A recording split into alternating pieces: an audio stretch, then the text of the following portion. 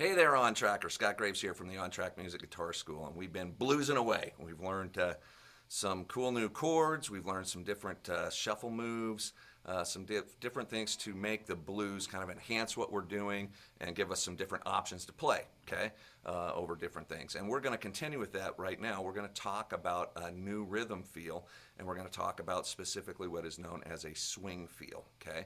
Now, in a swing feel, it's a different feel that is really common to a lot of different kinds of music, and it's really common in the blues. It's common in blues, jazz, country, rock, all sorts of stuff. But you have to understand what a swing feel is. I explain it in my guitar method in a couple of different places, but I'm just going to go ahead and explain it here, kind of specifically geared towards the blues so that we can just keep our flow going. I don't have to refer you to some other place to check it out. So I'm going to just dive in here. I'm going to pull up some curriculum and do some explanation here. So let's just dive in and do it. So I'm going to share my screen with you. Okay. So first of all, you can see the screen here. We've got two basic different rhythm feels. In the blues, we've got what's called a straight feel, and we've got what's called a swing feel. And these kind of refer to how you feel your eighth note rhythm figures, okay? Straight feel versus swing feel. So in a straight feel, when we play eighth notes, here's a pair of eighth notes, both notes are equally the same in length. So the first part of the beat is equal to the second part of the beat. If I counted eighth notes 1 and 2 and 3 and 4, and each one of those notes is the same length. If I just took a power chord and went 1 and 2 and 3 and 4 and each one of those notes is the same length, it divides the beat exactly in half. That's called a straight feel, okay? Now, in a swing feel, the underlying feel of the music will feel like you can naturally divide that beat into 3 instead of 2, okay? And when you divide a beat, a single beat, into 3 parts, that's called a triplet, okay? This is what a triplet looks like right here. There's a triplet. Now, look at that. These are called eighth note triplets, and that is because there's a single beam that links them together. So here's a single beam on eighth notes right here. Those are straight eighth notes. These are eighth note triplets because they're linked together by a single beam. I've done some dotted lines here just to show you that I've divided the measure into 4 equal parts. These 3 notes all fall on the first beat, okay? But that little 3 sign means that these are triplets. And when I see that on there, that means I'm dividing it into 3, okay? Now, if I was counting this as regular eighth notes, this would be 1 and 2 and 3 and 4 and I'd run out of beats in the measure right here. I'd have 4 extra beats in that measure. So when I see them linked together in groups of 3 like this, that's indicating it's a triplet. Usually you'll see a 3 or a bracket with a 3 above it, and that means this is a triplet. Okay, when I count this, I'm going to go 1 and okay, I'm dividing that beat into 3 parts. 1 and 2 and 3 and 4 and okay. This 1 falls on the same place as this one up here, okay. Beat 2 here falls in the same place as beat 2 here. So the downbeats all fall in the same place. It's what follows that downbeat that's different. This eighth note hits in a different place than these ones right here, okay? So after this, we're dividing that beat into 3 bars. This eighth note, the and of 1 here, would actually hit kind of somewhere in between these 2 in the triplet figure, okay? So this is 1 and 2 and 3 and 4 and I like to count it like that. There are different ways to count it. I know people who like to count their triplets 1, 2, 3, 2, 2, 3, 3, 2, 3, 4, 2, 3. I know people who like to count them as 1 triplet, 2 triplet, 3 triplet, 4 triplet, or just triplet, triplet, triplet, triplet. It doesn't really matter. It's what kind of feels good to you, as long as you really have that understanding of how it feels, okay? It's dividing the beat into 3, okay? Now, if a beat has a triplet feel to it, we can play the various rhythm figures that we've learned so far, but we have to adjust it just a little bit. We got to tweak it so that it syncs in with the rhythm feel for a swing feel, okay? So in other words, I'll give you an example. When we play a boogie shuffle, here's our boogie shuffle, okay? Up to now, we've been doing this. 1 and 2 and 3 and 4 and 1 and 2 and 3 and 4 and that shuffle note goes down on beat 2 and beat 4, which creates that backbeat, okay? But the eighth notes are dividing the measure exactly in half. 1 and 2 and 3 and 4 and. Now remember, if we play an eighth note against a beat that naturally has this swing feel, okay, our eighth note is really going to be hitting kind of right here, and it's going to feel a little bit out of sync. So what we want to do is we want to adjust that one that normally falls on the and, okay, over here. We want to adjust it. We want to move it back so that it syncs up with this note, okay? And when we do that, what happens is it makes our first beat a little bit longer. Their first beat is going to last through this one, and then the and is going to be a little bit shorter, okay? A lot of people actually like to think of this as long, short, long, short, long, short, long, short, because this one is lasting through those two beats. Now, listen to what happens. I'm going to just take my guitar and go like this, okay? I'm going to do a dead sound on my guitar.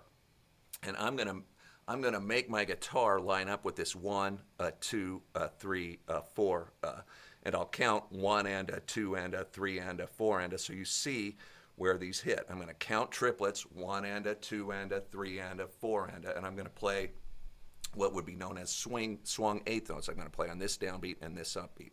Here I go. 1, 2, 3, 4. 1 and a 2 and a 3 and a 4 and a 1 and a 2 and a 3 and a 4 and a long, short, long, short, long, short, long, short, long, short, long, short, long, short, long, short, 1, 2, 3, 4, 1, 2, 3, 4. Okay, so when I do that, that creates a swing feel. If it was straight eighths and I was going 1, 2, 3, 4, it would sound like this: 1 and 2 and 3 and 4 and 1 and 2 and, but swung 1, 2, 3, 4, and I actually count my swung eighth notes. I count it as 1, 2, 3, 4. Okay, so that's how I count swung eighth notes as opposed to 1 and 2. When I say the that helps me to remember or keep in mind or just feel that as a swing feel. Okay. Let's go a little further with this. Let's say I wanted to play a shuffle move in a 3 feel. This is showing me how I would do a shuffle move in a 3 feel, okay? When I look at this graphic, here's the triplet, okay? That shuffle move, this is on an A. You can see the first one again is long, and I can think of as tying that. That would be like the power part of the A chord. That would be long, and then I'd hit another short one, okay, on that same chord, and then on beat 2, where I create that backbeat, my ring finger goes down and plays that 4th fret. And then the of that beat, my ring finger's back off here, okay? So da da da da da da da da. That's what it's going to sound like in a swing feel.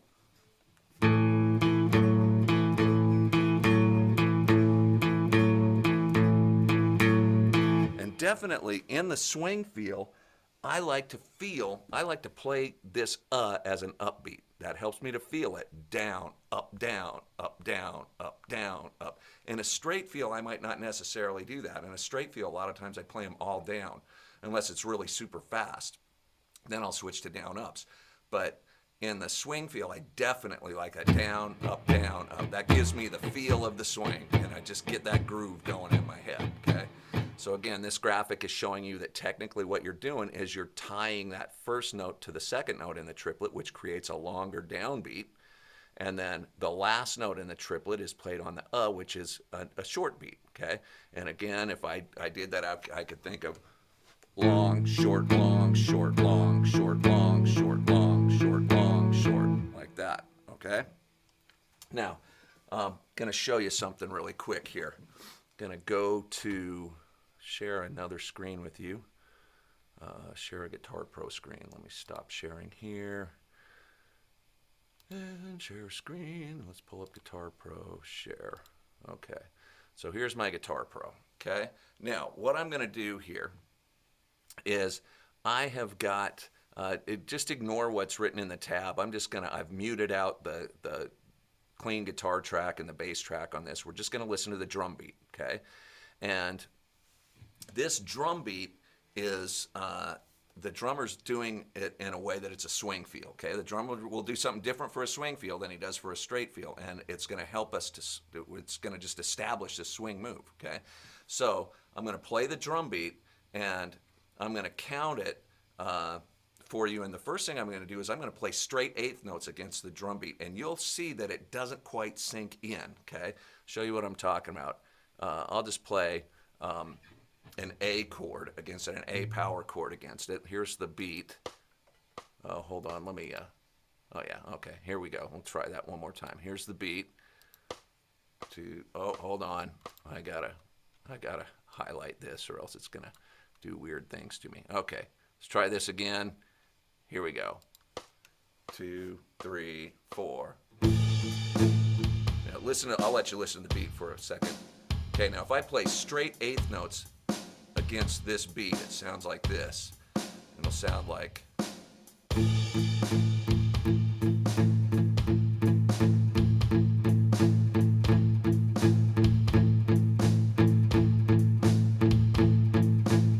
It doesn't quite sync up, okay? It's that, and I'm just using an A power chord on that, but it doesn't sync up. Now listen to what happens when I swing the eighth notes on this.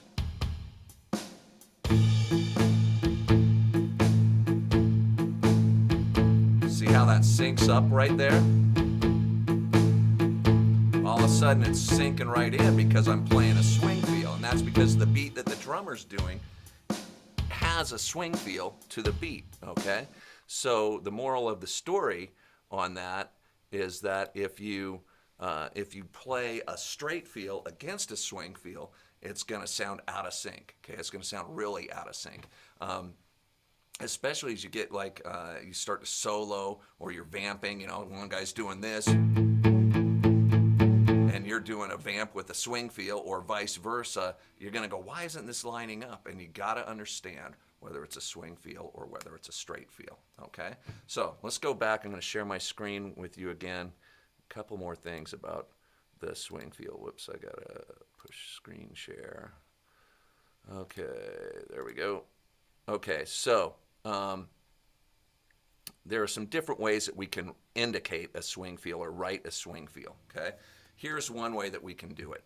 When I look at this, this is assuming that we're looking at triplet rhythm figures, okay? And you can see there's 4 triplet rhythm figures, 1, 2, 3, 4. If I see a swing feel written this way, here's that boogie shuffle or that shuffle move, excuse me, that shuffle move that we did. This would be long, short, long, short, long, short, long, short. Backbeat still falling on beat 2, backbeat on 4. This quarter note is the same length as 2 eighth notes tied together. So that's the same thing that I was showing you when we looked at this up here, okay? So that is one way that I could write it. Now, that's a lot of work, especially if I'm handwriting a chart, to make all these different, to do a quarter note and then an eighth note with a flag on it, write a triplet thing right here. That's a lot of work, okay? More commonly, what you will see on a chart is this. Here, in example number 2, you see eighth notes written in here, but at the top above it, you see a pair of eighth notes equals, and they show you this thing right here. That is a quarter note with an eighth note and a triplet bracket around it. That's a swing feel indicator. Whenever you see that symbol at the top of a chart, it means the whole thing has a swing feel, okay? I'm sorry. Just a little COVID going on. And then, so anyway, swing feel, if you see that at the start of the chart, that means swing this, and that would be played as a swing feel. Long, short, long, short, long, short, long, short, okay? Now, when a song is played with a swing feel, you should see that symbol at the top of the chart. Here's another example of it. That looks like a rhythmic notation way of doing it. But the song, it'll still be written in 4/4 timing, but it's understood that you should swing the eighth notes. Now, a swing feel, when you see this thing at the top of the chart, okay, you can call that a swing feel, you can call it a 3 feel, you can call it a triplet shuffle. Those are 3 different things that you can call it. You can also just say it's a shuffle. Now, I'm going to tell you why we do this. A drummer, when he, if you tell a drummer this is a shuffle, he's going to automatically do a 3 feel on it, okay? Most piano players, a lot of musicians, if you say a shuffle, it's understood that it's a 3-feel, okay? When we're working on guitar and communicating with each other on guitar, the shuffle move is this. And we have to distinguish between whether it's a straight feel or a 3-feel. So I could say it's a shuffle with a straight feel, but a lot of people say, well, shuffle has a 3-feel. So that's why we distinguish this move as boogie shuffle or triplet shuffle. Okay? But that's great for communicating to a guitar player, do that shuffle move, because a shuffle means that you're putting this finger down to create that backbeat, okay? For a guitar player, that's the shuffle move. But really, the rhythmic feel for a shuffle is generally known. If you tell somebody this is a shuffle, I'm dying here, they are going to, they're going to do it as a 3-feel. So, keep that in mind. Okay, I'm going to show you one more thing before we part ways here and start practicing some of these shuffle moves. Okay, so here are some different ways that you can see swing feels written, okay? And I'm just going to play these examples for you so that you can see they sound exactly the same. So this is a swing feel. This way is probably the most common way that you're going to see it, where you would see a triplet bracket. The first two would be tied together, and then you see the second one, okay? But I want you to just listen to this right here. You're going to see that this sounds, what this sounds like. This is going to create the swing feel, okay? Oh, here we go.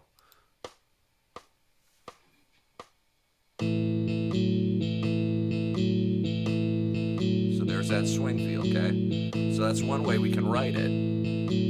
1, a 2, a 3, a 4. And I'm just showing you in this that and is in parentheses because we're tying this note through there. Okay, and then you're hitting the more commonly would be this, and this is the way that you will see it written like this. You'll see people write their shuffles like this, where there's a quarter note and an eighth note, and then there's a triplet bracket around it. And still, I'm going to count that as 1, a 2, a 3, a 4. Let's listen to this one.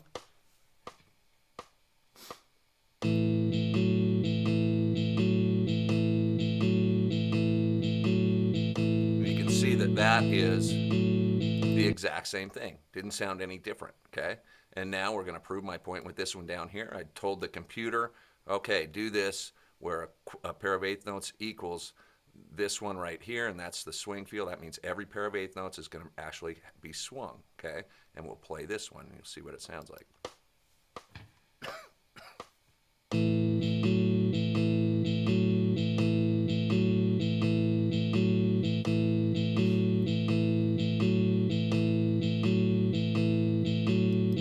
So you can see that they all are identical, okay? So just wanted to prove my point so that you didn't call me a liar, okay? So anyway, we're going to come back. This is a lot of explanation for swing feel. We're going to come back and put these things to practical use. Swinging eighth notes and the swing feel is much easier done than said, okay? I like you to have a good understanding of what's going on with it, but it's not really that hard. But you do got to get used to it, and you got to know the difference between it. So, swingers, well, maybe you're not a swinger. Triplet shufflers, okay? Come back here, and we're going to do some playing with different swing feels, doing some of the moves that we've done so far, but changing them to swing feels. I will see you on the flip side on Trackers. Take care.